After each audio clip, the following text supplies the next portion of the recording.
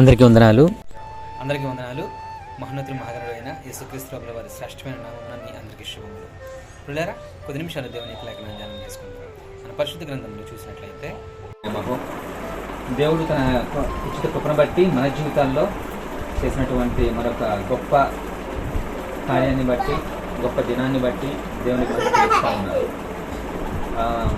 అక్క, మీ విషయంలో నేను ఉపవాసం ఉన్న రోజు ప్రత్యేకంగా గర్భఫలము నిమిత్తము కొంతమంది కొరకు నేను ప్రార్థన చేస్తాను. వారిలో మీరు కూడా ఉన్నారు. దేవుడు ఆలస్యంగా ఇచ్చేది శ్రేష్టమైనది ఇవ్వబోతున్నాడు.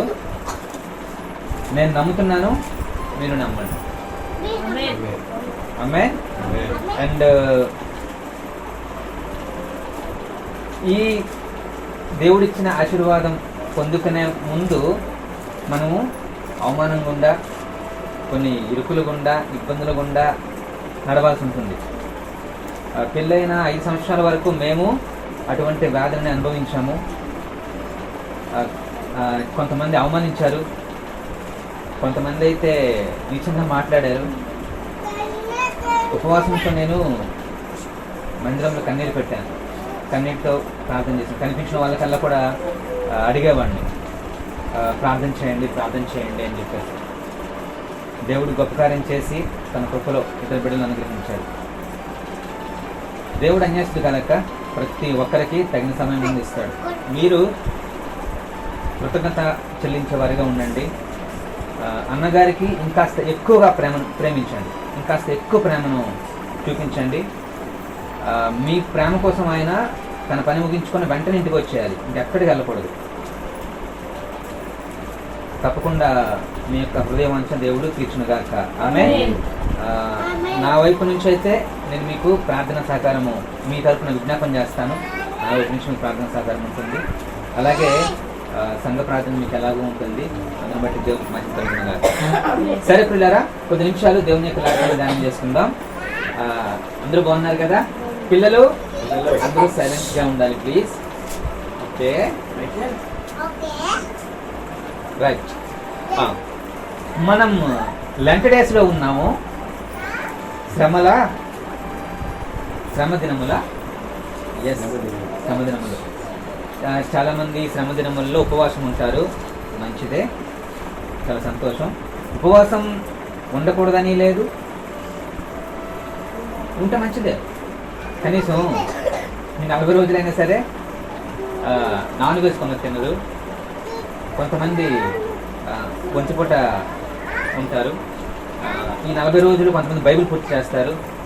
ఈ 40 రోజులు కోప్పడరు. ఈ 40 రోజులు ఎవరిని పల్లెత్తి మాట కూడా అనరు. ఎందుకంటే యేసుక్రీస్తు ప్రభుల వారు ఇది శ్రమలు ఆ 40 రోజులు పొందారని లేదు అక్కడ. కానీ ఆ 40 రోజులైనా దేవుని సన్నిధికి రండి అని ఒక రూల్ పెట్టుకున్నాం మన పూర్వీకులు. అలా కొనసాగుతూ ఉంది, అంతే తప్పించి దీంట్లో విశేషమంటూ ఏమీ లేదు.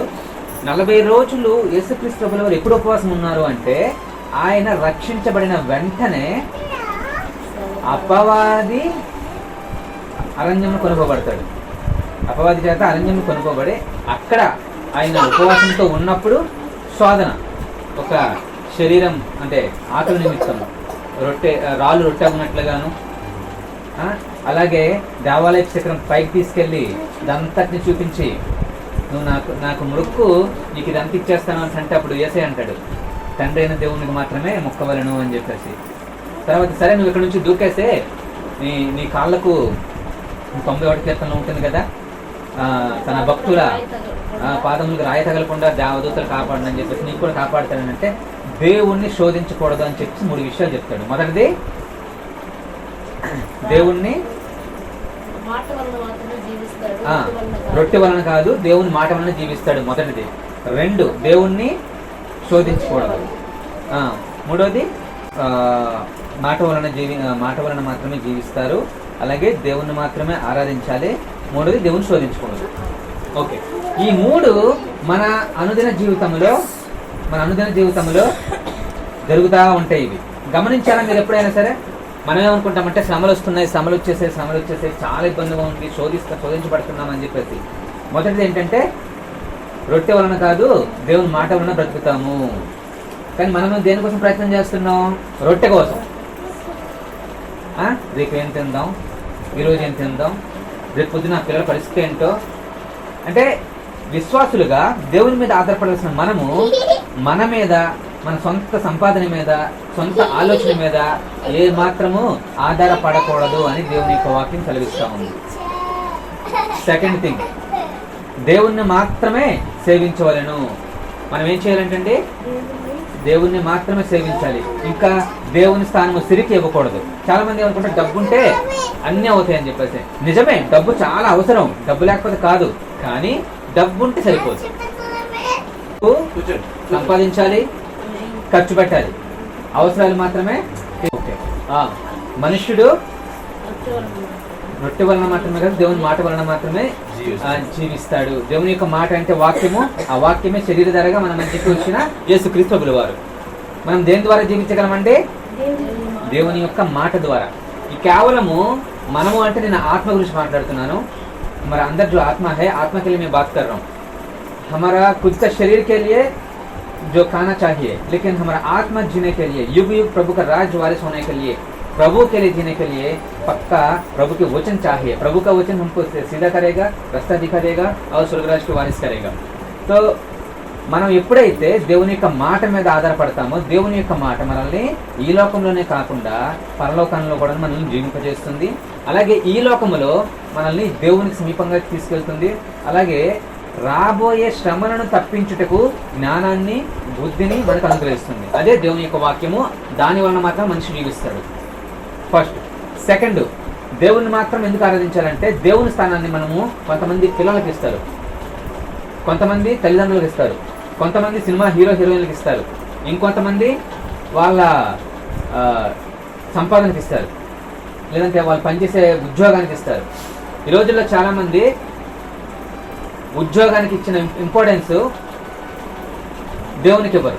అలా అని చెప్పేసి భక్తి, మన భక్తిని కొట్టకూడదు. భక్తే. అలాగే మనం సంపాదించుకోవాల్సింది సమయాన్ని సంపాదించుకొని మన శరీర అవసరాలు, మన కుటుంబ అవసరాలు తీర్చడానికి సంపాదించుకోవాలి. కానీ దేవునికి మనం ప్రిఫరెన్స్ ఇవ్వాలి. అది ఒక మందిరానికి వచ్చే కాదు, ఎక్కడైనా సరే దేవుడు మనతో ఉన్నాడనే స్పృహలో మనము దేవునికి స్పృహలో ఉంటూ మనం దేవునికి అవకాశం ఇవ్వాలి. అంతేకాకుండా ఆరాధించేవారిగా ఉండాలి. మూడవది, దేవుణ్ణి శోధించకూడదు. ఎక్కడ దొరికిపోతాం మనం? దేవుని తప్ప ఎవరిని ఆరాధించాం. వాక్యమే ఆధారం కాబట్టి వాక్యానుసారంగా జీవిస్తాము, వాక్యం ద్వారా బతుకుతాము. ఓకే, అది కూడా పాస్. కానీ దేవుణ్ణి శోధిస్తాం మనం. ఏ విధంగా? మన యొక్క హృదయ వాంఛ తీరకపోతే, వాక్యం చెబుతా ఉంది కదా సామెతల్లోన, ఇక సఫలము కాకుండా చేత హృదయము నొచ్చును, సిద్ధించిన మనోవాంఛ జీవవృక్షము అని ఉంటుంది. ఓకే, మీకు ఏం అవసరం లేదు, చదివేశాను. కోరిక సఫలము కాకుండా చేత హృదయము నొచ్చును. మనము మన హృదయము చాలా బాధపడుతుంది. అయ్యో ఇంకా అవ్వలేదు, ఇంకా ఎప్పుడు? అయ్యో నేను అనుకున్నది జరగట్లేదు, ఇంకా ఎప్పుడు? అనుకున్న ఇంక్రిమెంట్ రాలేదు, ఇంకా ఎప్పుడు? అనుకున్నట్టు బిజినెస్ కావట్లేదు, ఇంకా ఎప్పుడు? అనుకున్నట్టుగా పిల్లలు మార్కులు తెచ్చుకోవట్లేదు, ఇంకా ఎప్పుడు? అనుకున్నట్టు మా ఆయన నా మాట వినట్లేదు, అవునా? అనుకున్నట్టు మా ఆవిడ చెప్పిన మాట వినదు. అవి జరగకపోతే మనకు ఎలా ఉంటుంది? అదే మనకి శోధన. ఇప్పుడు సహోదరి సహోదరులారా, దేవుని యొక్క వాక్యం సూటిగా స్పష్టంగా సెలవిస్తూ ఉంది, అన్నిటికీ సమయము కలదు, ఎదురు చూడాలి. అంతేకాకుండా దేవునికి అప్పగించాలి, దేవుని శోధించుకోవాలి. మనం బైబిల్ చదివినప్పుడు మనకి కీర్తన గ్రంథంలో ఒక చోట ఏమని ఉంటుందంటే, అరణ్యములో ఇశ్రాయేలు ప్రజలు శోధించని కనుక ఏమయ్యారంట? రాలిపోయారు. అంటే అక్కడ మిమ్మల్ని భయపడడానికి చెప్పట్లేదు, కానీ దేవుణ్ణి శోధించాల్సిన అవసరం లేదు. తర్వాత దేవుడు, కొంతమంది ఏమంటారంటే దేవుడు నన్ను శోధిస్తున్నాడు అనుకుంటారు. దేవుడు ఎప్పుడు కూడా మనం శోధించడమ్మా, మన ఎంతవరకు నిలబడగలమో అంతవరకు పరీక్ష పెడతాడు. ఇప్పుడు మా పిల్లలకి పరీక్ష ఎందుకు పెడతారు? ఇప్పుడు 9th क्लास एग्जाम लिखा तो वो पास होता है, तब 10th क्लास को जाने पड़ता है. మన హృదయ వాంఛ తీరనప్పుడు మనకి చాలా దుఃఖం అనిపిస్తుంది, బాధ అనిపిస్తుంది, అయ్యో అనిపిస్తుంది. కానీ సహోదరి సహోదరులారా, మనకి ఎప్పుడు ఏం కావాలో దేవునికి తెలుసు. ఆమేన్. మనకి ఎప్పుడు ఏమి ఇవ్వాలో దేవునికి తెలుసు. మత్తయి సువార్తలో తీయొద్దు కానీ 5వ అధ్యాయము 6వ అధ్యాయం ఆ 2 చోట్ల ఉంటుంది. తండ్రికి తన కుమారుడు చేపను అడిగితే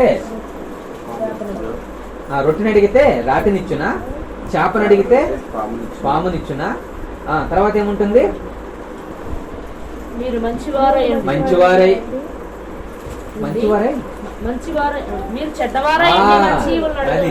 మీరు చెడ్డవారై ఉన్నప్పటికీ మంచి ఈవులను ఇవ్వడానికి మీరు ఇష్టపడుతున్నారే, మరి పరలోకమందున్న తండ్రి తన యొక్క ప్రియమైన బిడ్డలకు ఇవ్వడానికి మరి నిశ్చయముగా ఆయన అనుగ్రహించెను. హల్లెలూయా. ప్రియ సహోదరి సహోదరులారా, కాబట్టి ఏ విషయంలో కూడాను చింతించకండి. పేతురు రాసిన పత్రిక మొదటి పత్రికలో ఈ విధంగా ఉంటుంది. నేను మిమ్మును గూర్చి చింతించుచున్నాను గనుక మీ చింత యావత్తు నా పైన వేయుడే ఉంటుంది. మన కోసం ఆలోచించే యేసయ్య మనకు బదులుగా ఉన్నాడు. కాబట్టి ఎప్పుడు కూడాను ఏ విషయంలో కూడాను శోధించకండి, అలాగే చింతించకండి. ఆమేన్. ఓకే, కొద్ది నిమిషాలు దేవుని యొక్క లేఖనాన్ని ధ్యానం చేసుకుందాం. మన పరిశుద్ధ గ్రంథంలో మనం ఇందాక చదివినటువంటి యెషయా గ్రంథం 53వ అధ్యాయంలో 10వ వచనం, అతన్ని నలుగగొట్టుటకు యెహోవాకు ఇష్టమాయెను, ఆయన అతనికి వ్యాధి కలుగజేసెను. అతడు తన్ను తానే అపరాధ పరిహారార్థ బలి చేయగా అతని సంతానము చూచును. అతడు దీర్ఘాయుష్మంతుడగును, యెహోవా ఉద్దేశము అతని వలన సఫలమగును. అతడు తనకు కలిగిన వేదనను చూచి తృప్తి నొందును. మళ్ళొకసారి, అతడు తనకు కలిగిన వేదనను చూచి తృప్తి నొందును. మనలో ఇక్కడ ఉన్న వారిలో ఏ ఒక్కరైనా ఈ మాట చెప్పగలరా? कोई भी बोल सकते खुद के लिए, मैं इतना परेशानी में जा रहा हूं, मुझको बहुत खुशी है. నేను ఎంత శోధించబడుతున్నాను, నేను ఎంత దుఃఖంలో ఉన్నాను, ఎంత బాధలో ఉన్నాను, ప్రభువా నీ స్తోత్రములు, నేను చాలా ఆనందిస్తున్నాను ప్రభువా అనగలమా? ప్రియ సహోదరి సహోదరులారా, ఎప్పుడైతే యేసుక్రీస్తు ప్రభుల వారితో పాటు ఆ నిత్య రాజ్యములో పాలిభాగస్తులుగా అవ్వాలని నిర్ణయం తీసుకున్నామో, ఆయనతో పాటు శ్రమలలో కూడా పాలిభాగస్తులుగా అవ్వడానికి మనము సిద్ధపడాలి. యేసుక్రీస్తు ప్రభుల వారు ఆయన 30 సంవత్సరాలు తాను తల్లి మాట చొప్పున తనను తాను సిద్ధం చేసుకొని ఆయన ధర్మశాస్త్రాన్ని చదువుతూ ఎక్కడ కూడాను తన ఉనికిని బయటపడకుండా జాగ్రత్తగా తండ్రి చాటున పని చేసుకుంటూ తన శరీరాన్ని సిద్ధం చేసుకున్నాడు. శిలువ బలియాగము కొరకు తన శరీరాన్ని సిద్ధం చేశాడు. గమనించండి, కార్పెంటర్ పనిచేసేటోళ్ళు వారి శరీరం చాలా దారుఢ్యంతో ఉంటుంది, చాలా శక్తివంతులుగా ఉంటారు, స్ట్రాంగ్ గా ఉంటారు. वो कितना भी मेहनत करने के लिए वो तैयार है. क्यों बोले तो यीशु मसीह को सुबह 9 बजे को क्रूस पर डाला तो शाम 3 बजे तक वो क्रूस पर खड़ा होता है. क्यों? तब तक प्रभु का जो साथ बात करने के लिए प्रभु तैयार है, वो साथ बात करना चाहिए और तब तक आखिरी खून का बिंदु छोड़ने तक तेरे लिए मेरे लिए क्रूस पर मर जाना चाहिए. तो इसके लिए प्रभु उतना उसका शरीर को तैयार किया. అంతేకాకుండా మరియమ్మ గారు కూడాను 12 ఏళ్ల వయసులో యేసుక్రీస్తు వారు యెరూషలేములో ఉండిపోతారు. ఆయన ఉండిపోయినప్పుడు ఎన్ని దినముల ప్రయాణం అండి? 3 దినముల ప్రయాణము. వాళ్ళు ఊరొచ్చేస్తారు. అయ్యో, నజరేయుడు యేసు యేసు రాలేదా అని చెప్పి మళ్ళీ వెళ్తారు. వెనక్కి వెళ్ళేసి మళ్ళీ ఎన్ని రోజులు? మళ్ళీ 3 రోజులు, 6 రోజులు. మరి ఆయన ఎక్కడ తింటాడు, ఎక్కడ ఉంటాడు? కానీ ఆయన ఆరోగ్యంతో ఏం చేస్తున్నాడంటే పండితులకు ప్రశ్నలు వేస్తూ ఉన్నాడు. అప్పుడు ఆమె అంటుంది, మరియమ్మ, నా కుమారుడా, నీకు తగునా ఇది? మమ్మల్ని ఎలా ఇలా చేసేటివి అని అంటే, నేను నా తండ్రి పని నిమిత్తము ఉండవనని నీకు తెలియదా?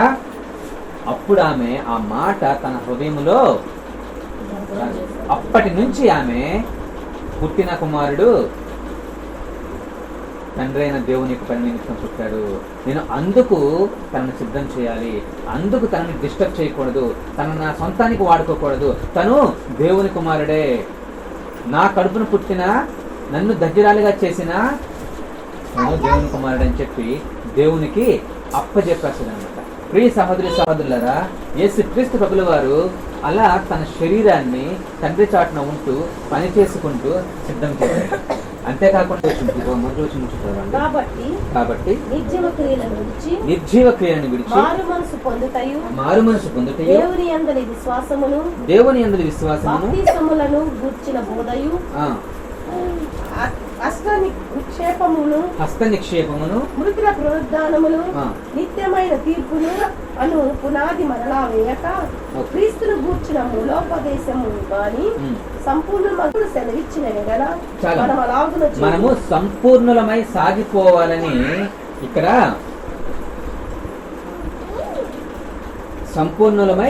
మనము సంపూర్ణుల మగుటకు సాగిపోవాలని మనకి తెలియజేస్తా ఉన్నాడు. అయితే ఏ విధంగా మనము సంపూర్ణంగా సాగిపోవాలి అనేసి అంటే అక్కడ చూడండి, ఒకసారి వెలిగింపబడి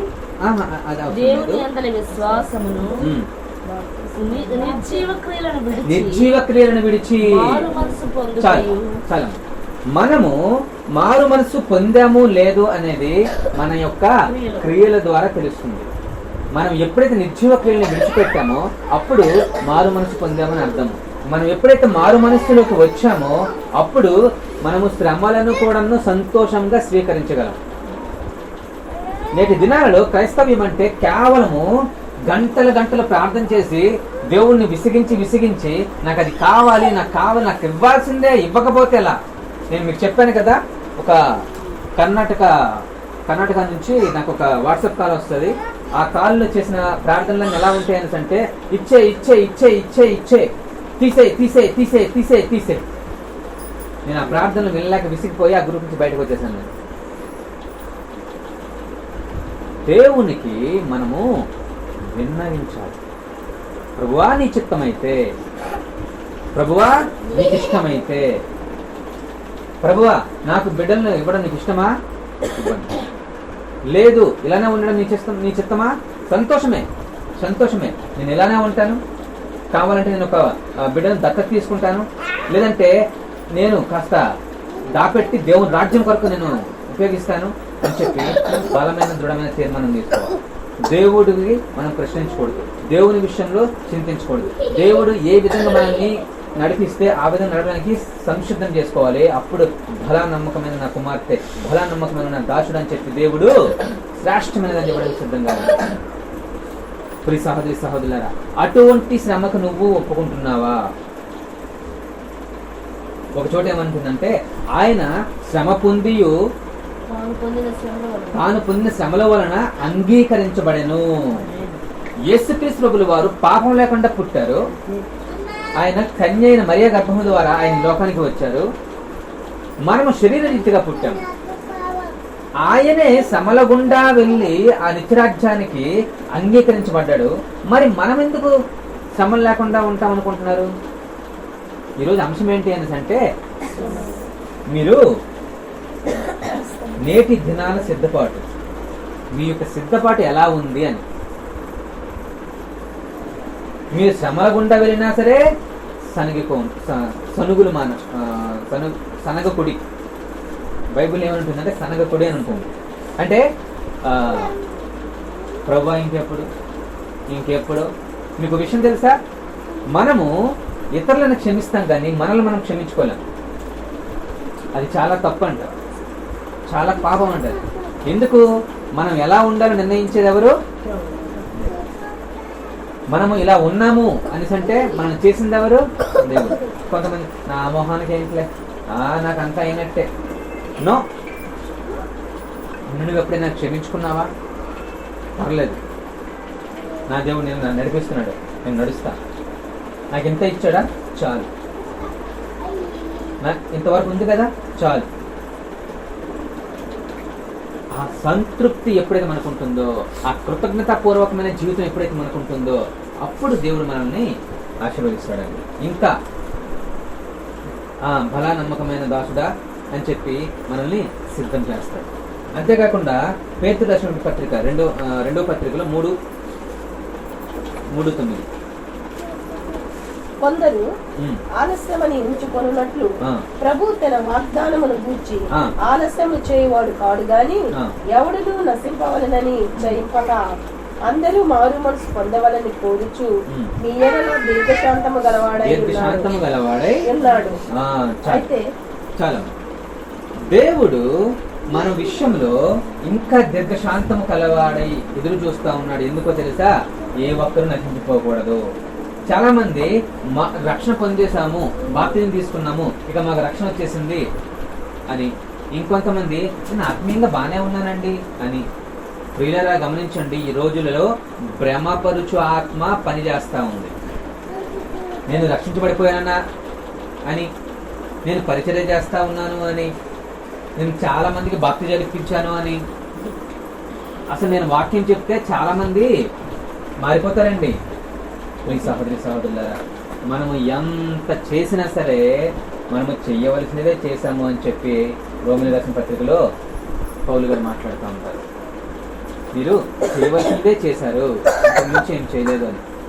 మనల్ని మనం తగ్గించుకొని నాలో ఉన్న నా దేవుడే ఇదంతా చేయిస్తున్నాడు అని చెప్పి మనము సమర్పణ జీవితంతో ముందుకు సాగినట్లయితే ఆయనకి ఒక అంగీకార యోగ్యమైన, ఒక ఇంపైన సువాసన అయినటువంటి బలిగా మన యొక్క సేవ ఉంటుంది, మన యొక్క ఆత్మీయ జీవితము ఉంటుంది. హల్లెలూయా. కాబట్టి మన మారు మనసును కూడా మనము ప్రశ్నించుకోవాల్సిన సమయంలో మనం ఉన్నాం. ఎందుకంటే ఆయన ఇంకా ఆలస్యం చేస్తున్నాడు. ఎందుకు? నూతనంగా రక్షించబడే వారి కోసం ఆలస్యం చేస్తున్నాడు. అంతేకాకుండా రక్షణ వచ్చిందని భ్రమలో ఉన్న వారి కోసం కూడా ఆలస్యం చేస్తాడు. ఇంకా మారుతాడులే నా కుమారుడు, ఇంకా మారుతాడులే నా కుమారుడు, ఇంకా విడిచిపెడతాడులే నా కుమారుడు. కానీ ఇంకొక చోట ఏమనుంటుందంటే, వాక్యం చూపిస్తాను. హెబ్రీ 12:12 చూడండి. సమూహము మేఘము వలె మనలను ఆవరించి ఉన్నందున మనము కూడా ప్రతి భారమును సులువుగా చిక్కులపెట్టు ప్రతి పాపమును విడిచిపెట్టి విశ్వాసమునకు కర్తయు దానిని కొనసాగించువాడైన యేసు వైపు చూచుచు ఉంచబడిన పందెములో ఓపికతో పరిగెత్తుదాము. ఆమేన్. మనం ఏం చేయాలంటండి? మన ఎదుట ఉంచబడిన పందెములో ఓపికతో పరిగెత్తుదాము. మనం ఎంతగా ఓపికతో ఉంటామో, ఎంతగా ఆయనను విశ్వాసం ఉంచుతామో, ఎంతగా శ్రమలను నిలబడతామో, శ్రమలను తట్టుకుంటామో, అంతగా ఆ పరలోక రాజ్యానికి ప్రవేశం మనకి లభిస్తుంది. హల్లెలూయా. ఎఫెసీయులకు రాసిన పత్రిక 3:13 చూడండి ఒకసారి. ఎఫెసీ 3:13. కాబట్టి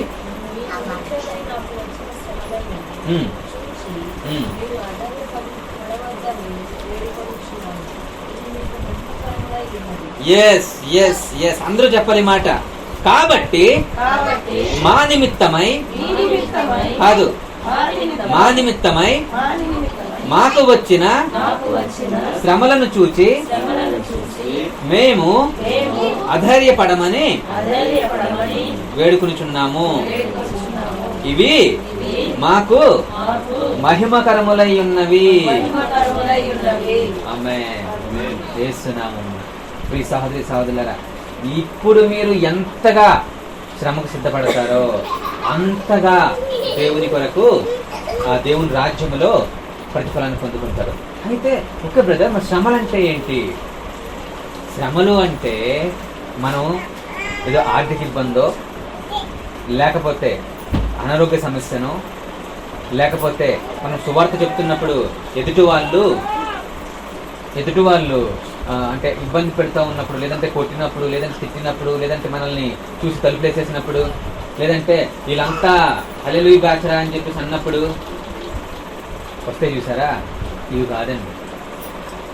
శ్రమలంటివి కాదు.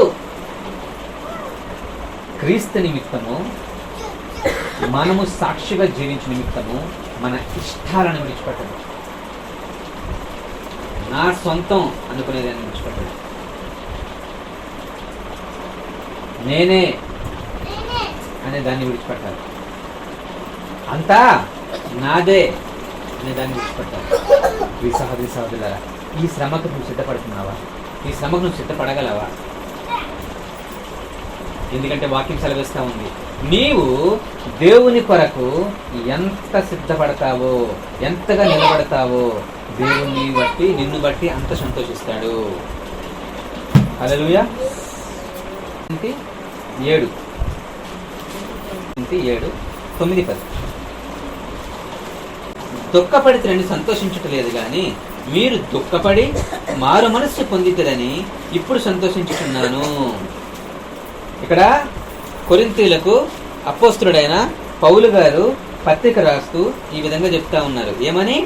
మీరు దుఃఖపడితేరని సంతోషించటలేదు గాని మీరు దుఃఖపడి మారు మనస్సు పొందితేరని ఇప్పుడు సంతోషించుతున్నాను. యాలయనగా ఏ విషయములో నేను మా వలన మీరు నష్టము పొందకుంటుకై దైవ చిత్తానుసారముగా దుఃఖపడితేరి.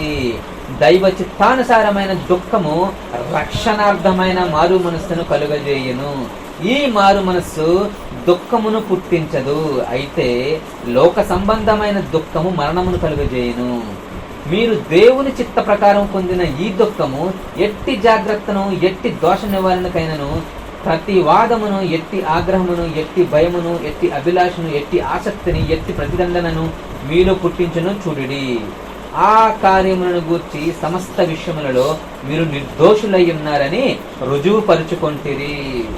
ఈ సాక్ష్యం మన కోసము చెప్పగలరా అండి ఎవరైనా? అరే వీళ్ళు ఎంత ఇబ్బందుల్లో ఉన్నా సరే పోతూనే ఉంటారా? వీళ్ళు ఎన్ని మాటలన్నా సరే రెండో రోజు మళ్ళీ పలకరించేస్తారు. వీళ్ళని ఎంత దూరం పెట్టినా సరే అంత దగ్గరైపోతుంటారు.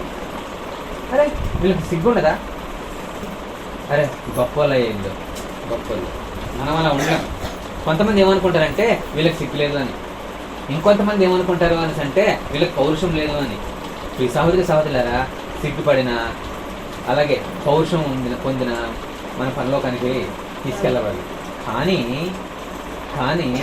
మనము మన సాక్ష్యం నిమిత్తము, మనము వాక్యానుసారంగా జీవించే నిమిత్తము మనలను హింసించిన, ద్వేషించిన, దూషించిన క్రీస్తు వలె మనం ఎప్పుడైతే వాళ్ళకి ప్రేమ చూపిస్తామో, వాళ్ళని క్షమిస్తామో, తద్వారా మన ఫలము పరలోకమందు అధికమగును.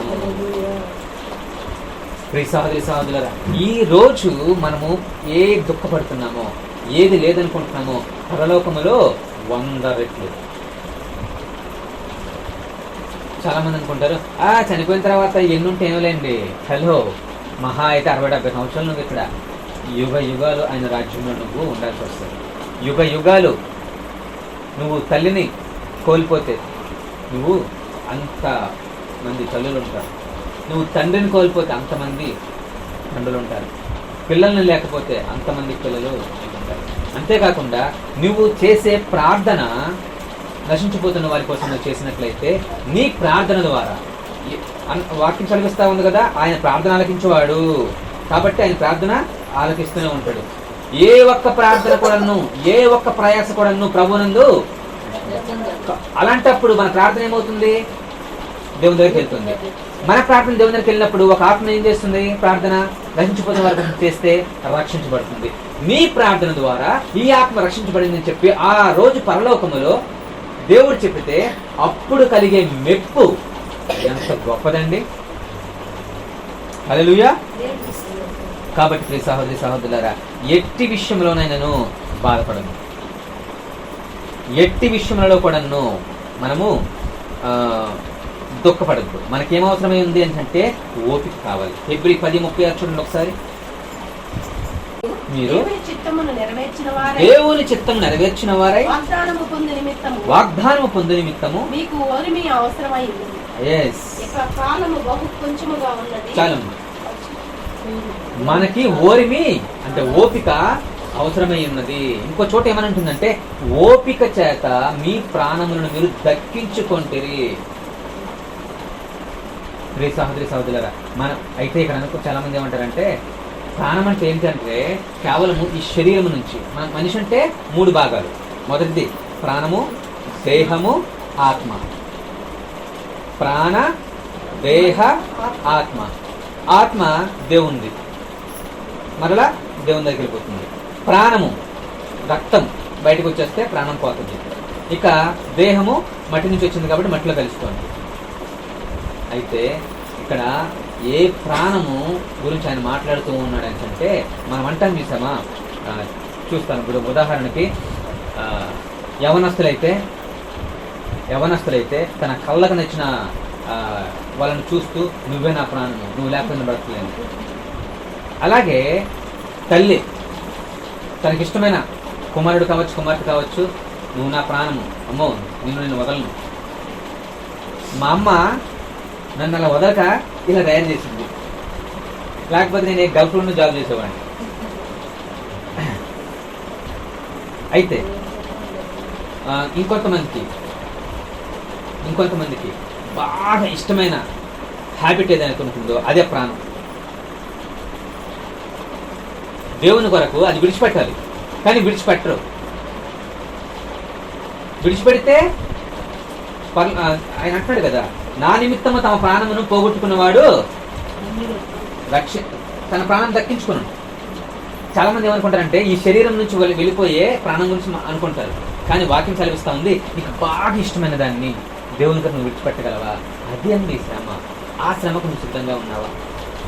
ఆ శ్రమ నిన్ను మారు మనసుకు నడిపిస్తుంది.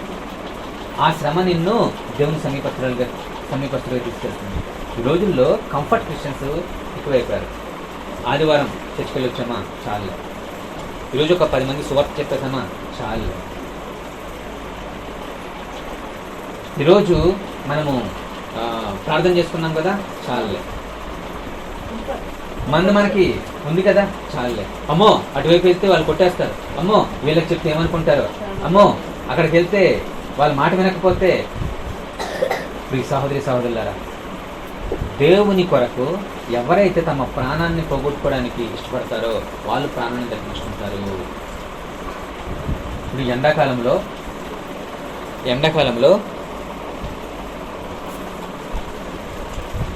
చల్లని నీళ్ళు ఇచ్చారనుకోండి, ఎవరైనా సరే బయట నుంచి మనం వచ్చాం ఎండలో పడి చల్లని నీళ్ళు ఇచ్చారు, అప్పుడు ఏమనిపిస్తుంది?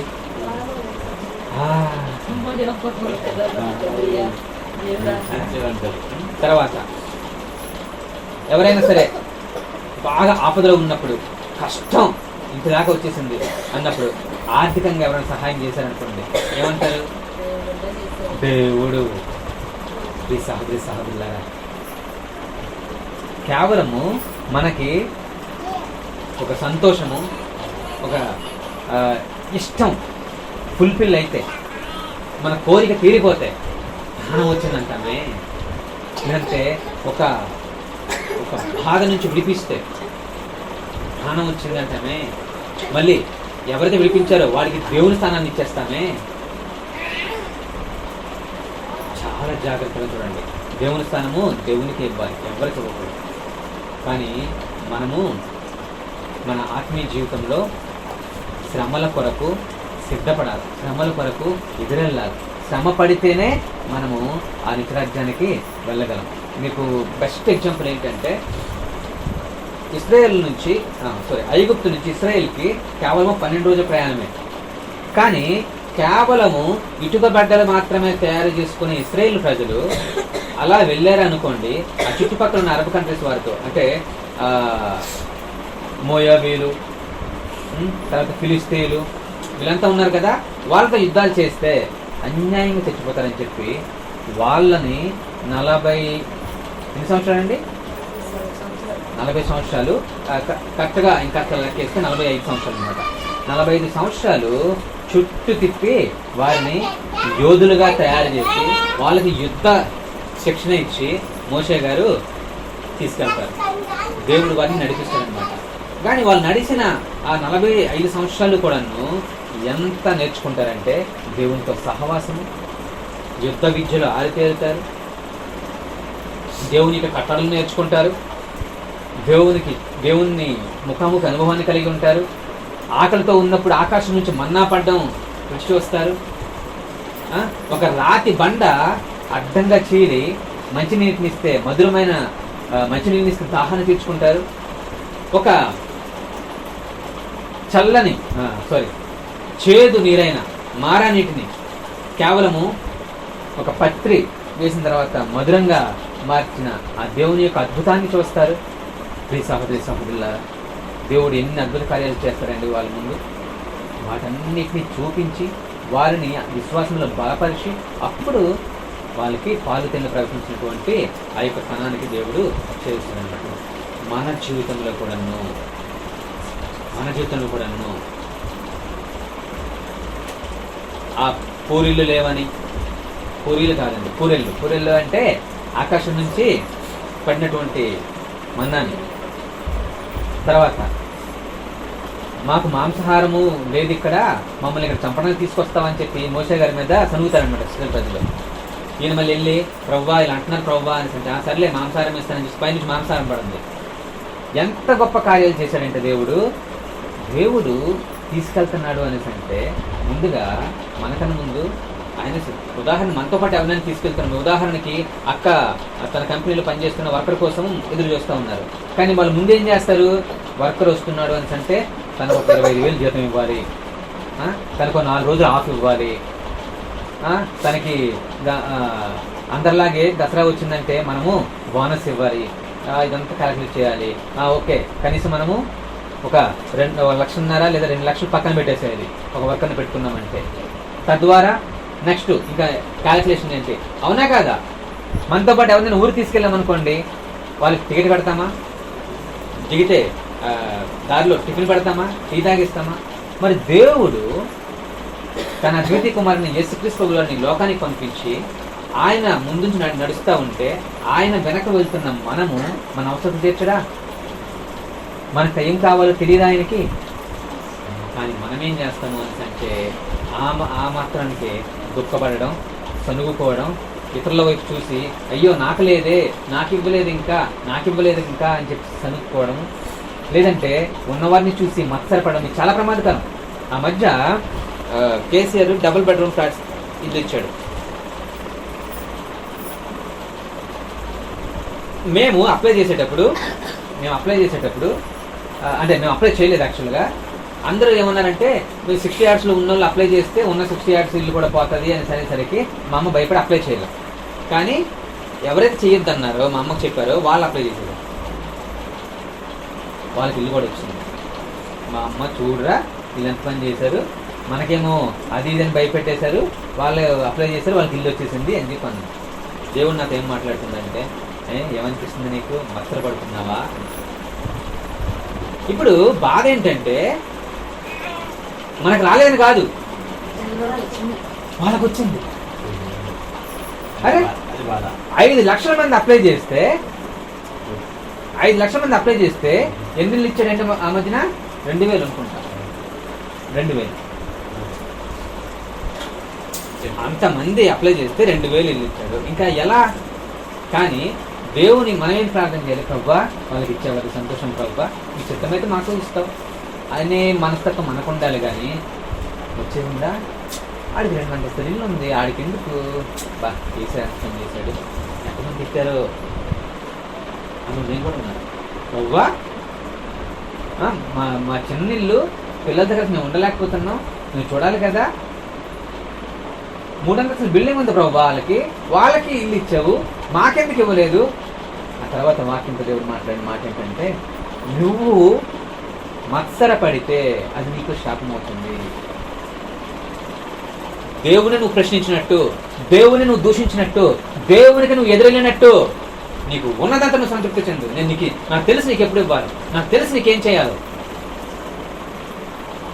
సైలెంట్ అయిపోయింది. ఆ తర్వాత ఏంటంటే వాళ్ళు అదృష్టవంతులండి. మళ్ళీ ఇదొకటి, ఎవరికైనా ఏదైనా మంచి జరిగితే ఈ విధంగా తప్పించుకోండి, వాళ్ళు అదృష్టవంతులండి అని తప్పించుకోండి. అయ్యో అలా జరిగిందా? నో. నువ్వు దేవుని స్వభావాన్ని, దేవుని మనసును కలిగి ఉండాలి, దేవుని యొక్క ఆలోచన కలిగి ఉండాలి. దేవుని సాక్షాత్తు నువ్వు యేసుక్రీస్తు ప్రభుల వారి వలె ప్రేమించలేకపోతే, యేసుక్రీస్తు ప్రభుల వారి క్షమించలేకపోతే, యేసుక్రీస్తు ప్రభుల వారే నువ్వు శ్రమలకు అంగీకరించకపోతే, శ్రమలకు నువ్వు ఒప్పుకోకపోతే ఆయన వల్ల నిత్యరాజ్యానికి నువ్వు వెళ్ళలేవు.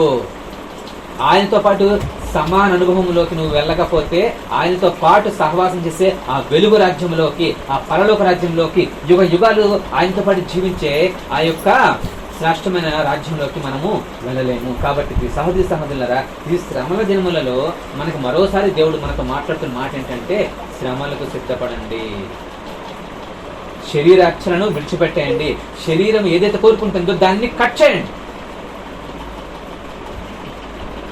మనకి బాగా మాంసం తినాలనిపిస్తుంది అనుకోండి, ఉదాహరణ వారానికి 3 సార్లు తినేటోళ్ళు అయితే వారానికి ఒకసారి తినండి. అంటే కంట్రోల్, అంటే మాంసం మీ మీద అధికారం చేయకూడదు, మీరు దాని మీద అధికారం చేయాలి. ఇంకొంతమంది ఏం చేస్తారంటే స్వీట్స్, కొంతమంది స్వీట్స్ ఇష్టం, స్వీట్స్ బాగా తింటారు. కొంతమంది తినే అదృష్టం లేదు, వాళ్ళకి దేవుడు గొప్పగా దీవించాడు. అయితే ఏమవుద్దంటే, ఈ స్వీట్స్ ఇష్టమున్నప్పుడు కొనేసి పట్టా ఒకే రోజు తినేస్తూ ఉంటారు. అబ్బా ఎంత బాగుందో, నా చిన్నతనంలో పావ ఉండేదన్నమాట, అది బాగా ఇష్టపడేవాడిని. నేనేం చేసేవాడిని, ఆ పావ కొద్ది కొద్దిగా ఇష్టమని చెప్పేసి అది ఉండేది ఇంతే, దాన్ని నేను గంటసేపు తినేవాడిని. ఎందుకు? అది నా బాగా ఇష్టం, ఒకసారి తినేస్తే అయిపోద్ది అని చెప్పేసి. మన జీవితాల్లో కూడాను కొన్ని ఇష్టమైన పాపాలు ఉంటాయి. तो वो पाप कैसा रहता मालूम, वो पकड़ता है नहीं छोड़ता, छोड़ने के लिए मन इच्छा नहीं रखते, नहीं वो कैसा है आज ठीक है, कल फिर सुबह से वो परीक्षा में जाता है, फिर भी छोड़ने के लिए अंदर जो पवित्र आत्मा है वो फोर्स करता है, वो छोड़ना है, वो छोड़ने का है, वो छोड़ने का है, पक्का तुम छोड़ने का है, तू प्रभु का बेटी है, तुम प्रभु का बेटा है, तुम छोड़ देना। अंदर जो आवाज सुनाई देते, लेकिन मन नहीं आज थोड़ा మనసు చెప్పుద్ది, మనసులో పరిశుద్ధాత్మ దేవుడు చెప్తాడు, నో నువ్వు తినొద్దు, నో నువ్వు తినకూడదు, నో నువ్వు అలా మాట్లాడకూడదు, నో నువ్వు అలా చేయకూడదు, నో నువ్వు అంతసేపు పడుకోకూడదు, నువ్వు వెంటనే లేవాలి, నో నువ్వు ఈరోజు మందిరాన్ని మానకూడదు, నో నువ్వు అలా. కానీ మనం ఇవాళ ఒక్క రోజుకి, ఈ ఒక్కసారికి ఏమైద్దిలే ప్రాణాలను దక్కించుకోవడానికి మనము ప్రయత్నం చేస్తాం. ఎవరైతే తమ ప్రాణాలను దక్కించుకుంటారో వారు పోగొట్టుకుంటారండి. ఎవరైతే క్రీస్తు నిమిత్తం తమ ప్రాణాలను పోగొట్టుకుంటారో వారు దక్కించుకుంటారు, ఆ నిత్యరాజ్యానికి వారసులు అవుతారు. అది శ్రమ పడ్డం అంటే, అది శ్రమలకి సిద్ధపడ్డం అంటే. ప్రియ సహోదరి సహోదరులారా, అట్టి ఆలోచన కలిగి ఉన్నామా? అట్టి ఆలోచనే కానీ మనకి ఉన్నట్లయితే, నేను చివరికి ఒక మాట చెప్పి ముగిస్తాను చూడండి. అట్టి ఆలోచన మనకు ఉన్నట్లయితే మనం ఎలా జీవించాలో తెలుసా? ఎఫెసీ రాసిన పత్రిక 6:6, ఎఫెసీ 6:6. నేను ముగింపుకు వచ్చాను.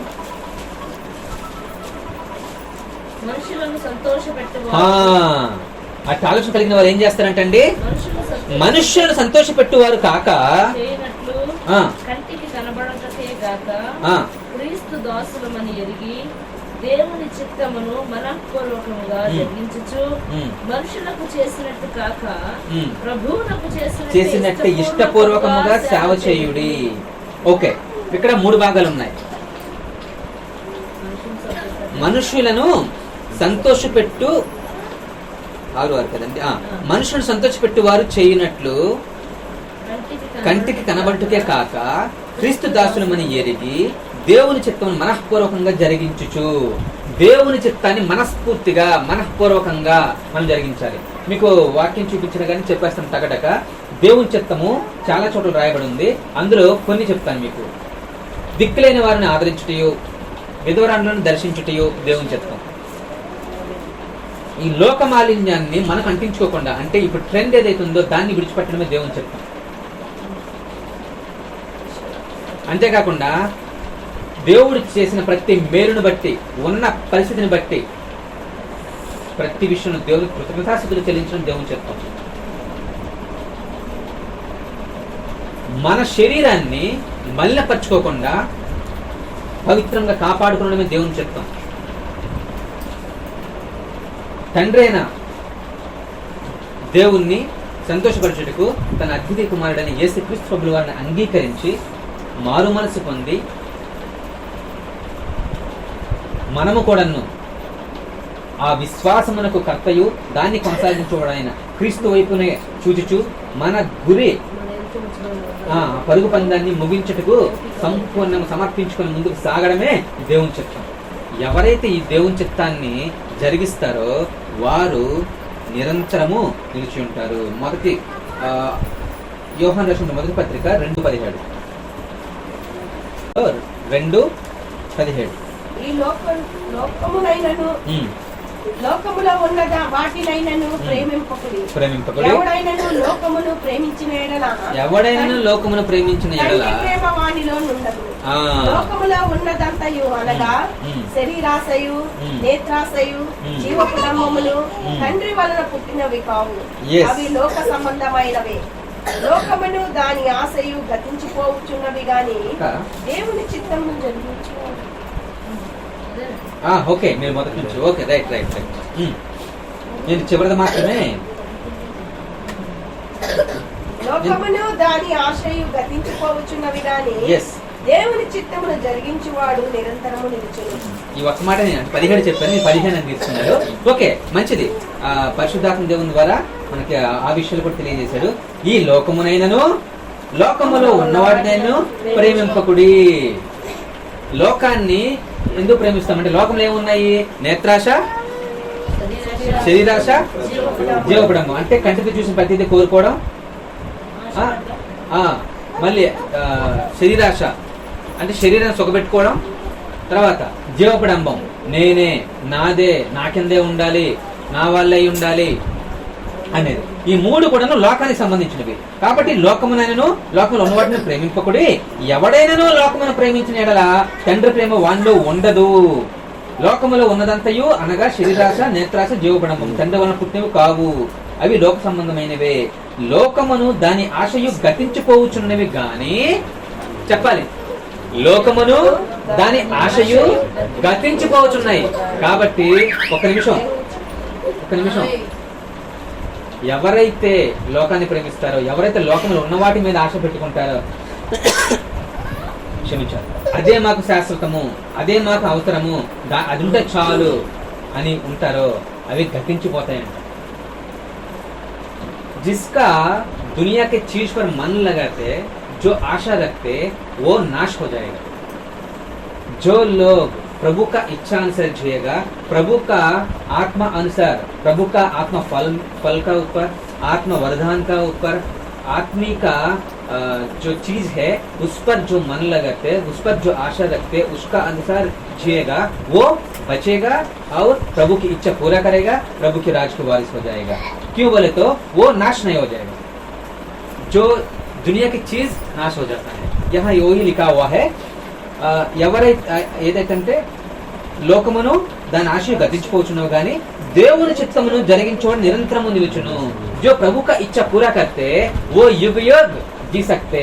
वो दुनिया में 60-70 साल जी सकते. दुनिया छोड़ने के बाद युग युग स्वर्गराज में प्रभु के साथ जिएगा. तो प्यारे भाई बहनों ध्यान दीजिए, जो यीशु का इच्छा करने के लिए तैयार होता है, जो यीशु मसीह का इच्छा अनुसार जीने के लिए समर्पण करता है, वो मन का इच्छा पूरा होता है और प्रभु का राज्य की वारिस भी होता है.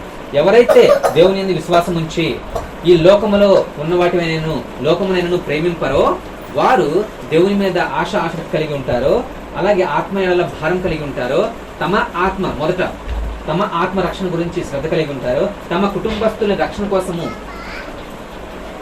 ఆశపడి ఆసక్తి కలిగి, ప్రార్థనా జీవితం కలిగి, దేవునితో సహవాసం కలిగి ఉంటారో వారు అంగీకరించబడతారు. అట్టి శ్రమలు దేవునికి అంగీకారయోగ్యమైనవి. హల్లెలూయా.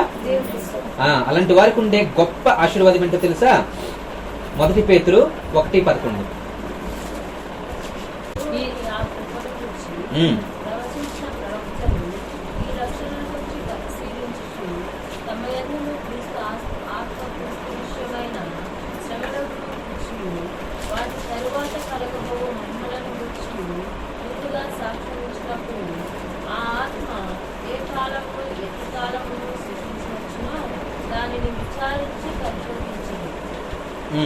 పరలోకము నుండి పంపబడిన పరిశుద్ధాత్మ వలన మీకు సువార్త ప్రకటించిన వారి ద్వారా మీకు ఇప్పుడు తెలుపబడిన ఈ సంగతుల విషయమై తమ కొరకు కాదు గాని మీ కొరకు తాము పరిచర్య చేసిరని సంగతి వారికి బయలుపరచబడింది.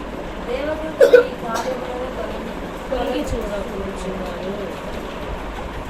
ఆకాశం నుండి దేవదూతల సహితము పరిచర్య చేస్తున్న వారిని తొంగి చూడాలని ఆశపడుతుంది. ఓకే, మంచిది. యాక్చువల్గా నా సెంటెన్స్ ఏంటంటే, ఇట్టి వారికి పరలోక రాజ్య ప్రవేశము సమృద్ధిగా లభించును అని ఉంటుంది అనమాట. పరలోక రాజ్య ప్రవేశము సమృద్ధిగా. 2 పేతురు చూడండి ఒకసారి.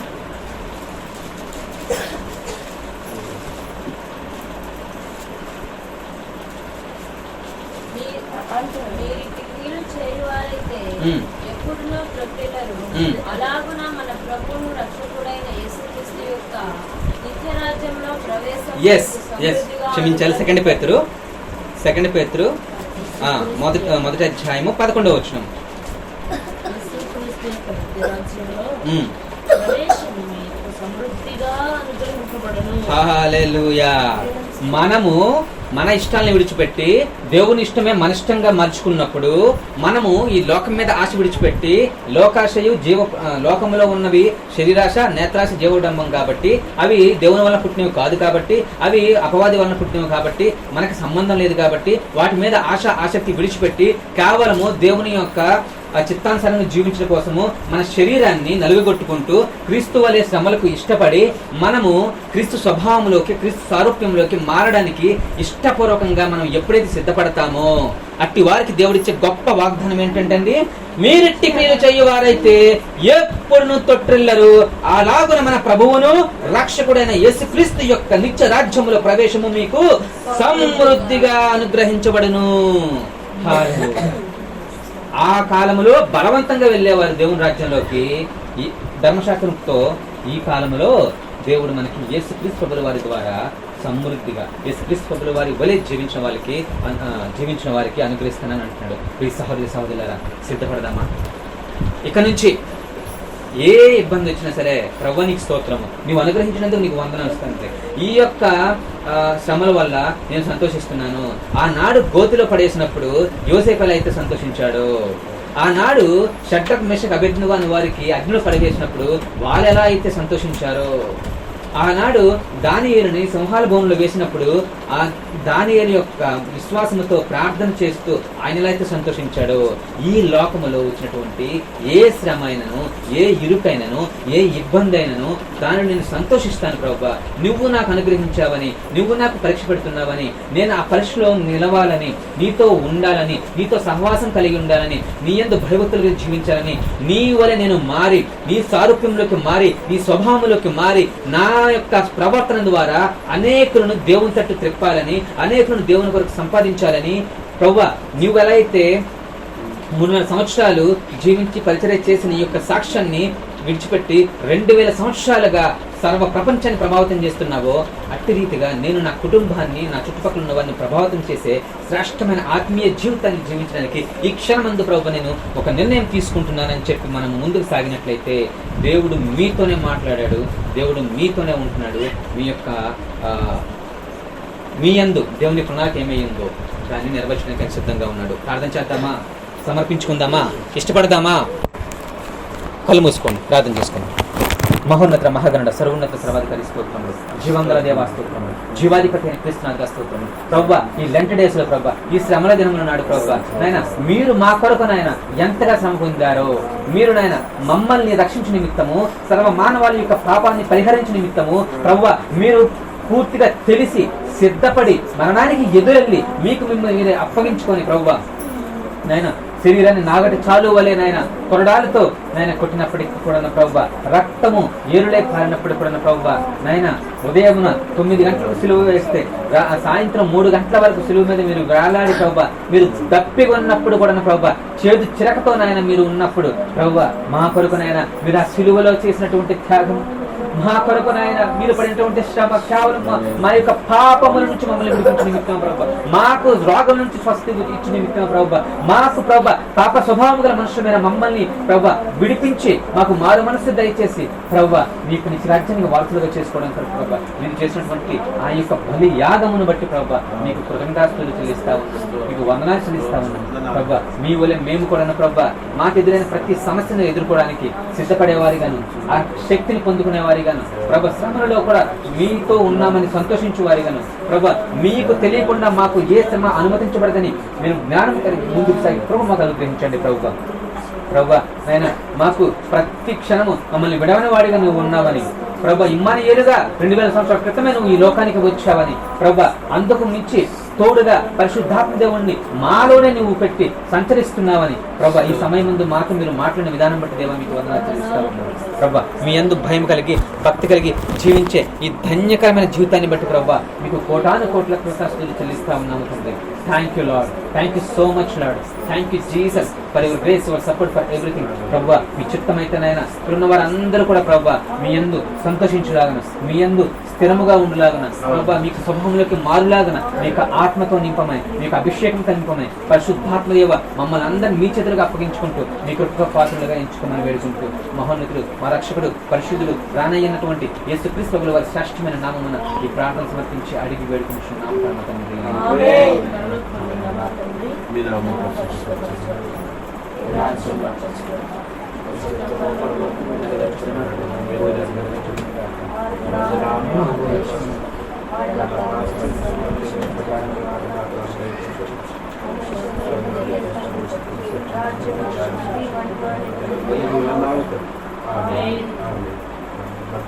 దేవుడి ఆయన కుమారుడని యేసుక్రీస్తు వారి నుండి పరిశుద్ధాత్మ మీకు సదాకాలం సంఘ మంత్రి మీదను ప్రత్యేక ఈ కుటుంబం మీద సదాకాలం సంపూర్ణంగా ఉండదు కాక, అందరికీ సమృద్ధి దయచేయను కాక, ప్రవేశనాములకే సంపూర్ణమైన విజయం కలుగును కాక. అందరికీ వందనాలు.